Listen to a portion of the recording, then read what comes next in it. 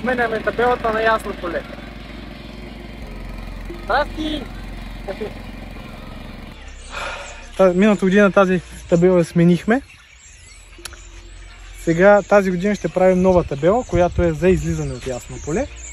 На това място с нашия приятел, който ще ни помага.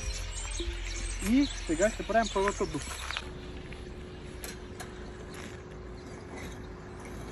30 години няма кой да направи такова нещо, затова ние се наехме такава инициатива да го направим.